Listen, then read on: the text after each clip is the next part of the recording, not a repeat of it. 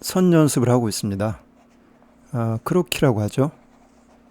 물론 지금 실제 인물을 보고 하진 않고 컴퓨터 화면에 띄워주는 그런 인물을 보면서 연습을 하고 있습니다. 형태를 정확하게 그리는 연습이 아니라 선을 보다 좀 유창하게 쓰고 또 형태, 사물의 어떤 특징을 직관적으로 잡아내는 그런 연습을 하는 것이죠. 그것을 위해서 이 크로키가 아주 효과적이라고 할 수 있습니다. 그래서 틈만 나면 연필을 들고 주변의 사물 또는 인물 열심히 그려보는 게 되게 좋습니다. 참 이상합니다. 사람들은 열이면 열, 나는 그리기에 소질이 없다 이렇게 말합니다. 그럴 리가 있을까요? 그렇게 답한 사람 중에서 틀림없이 그리기에 소질이 뛰어난 사람들도 있을 것입니다. 다만 그 재능이 개발되지 않았을 뿐이죠. 사람들이 스스로 소질 탓, 재능 탓을 하는 것은 자신의 무능력이나 실패를 환경이나 유전적 요인 또는 운이 없었다고 변명하기 위해서죠. 그 일에 충분히 몰두하지 않았기 때문이란 생각은 잘 하지 않는 것 같아요.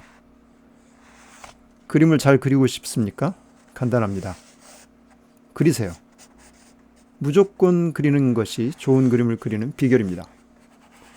원하기만 하면 누구든 훌륭한 그림을 그릴 수가 있습니다. 그림에 관한 약간의 지식이나 미술재료를 능숙하게 다루기 위한 약간의 연습이 필요하긴 해요. 그런데 처음부터 지식과 경험이 있는 사람은 아무도 없죠. 비결은 그리기를 시작하는 순간 축적되기 시작합니다. 여러분은 양과 질 어떤 게 중요하다고 생각하세요?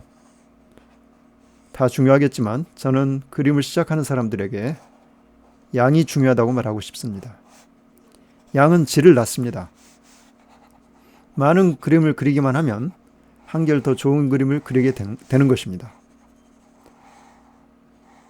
다작을 하지 않는다고 해서 아이디어의 질이 더 높아지는 것은 아닙니다.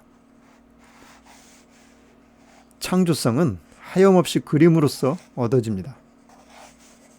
그리기에 성공할 수 있는 비결 하나, 머릿속이 아니라 실제 종이 위에서, 화폭 위에서 생각하는 것입니다.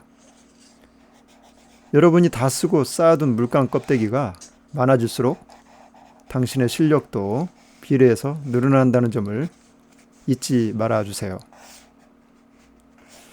그림에 소질이 없다고 말하는 당신의 시간은 어떻게 흘러가고 있습니까? 그저 넉넉고 수동적으로 낭비한 시간과 에너지가 많을 것입니다.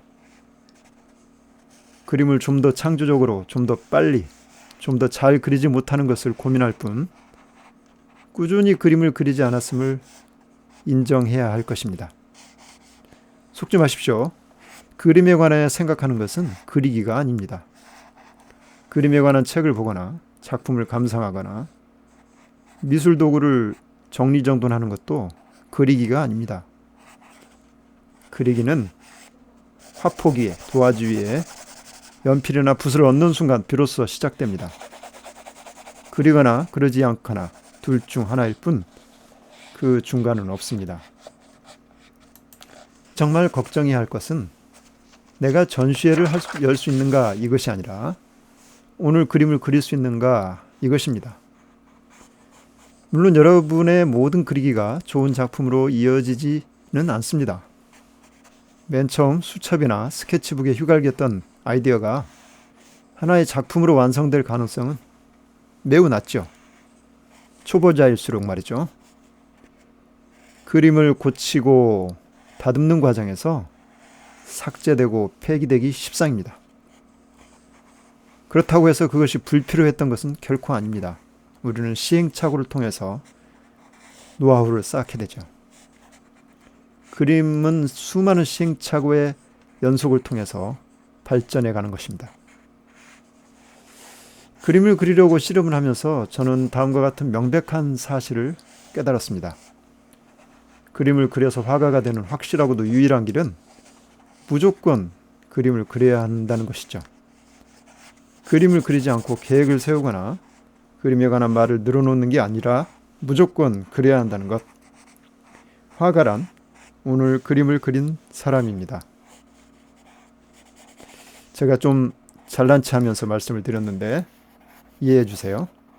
그리고 제가 지금 드린 말씀은 로버타 진 브라이언트의 누구나 글을 잘 쓸 수 있다.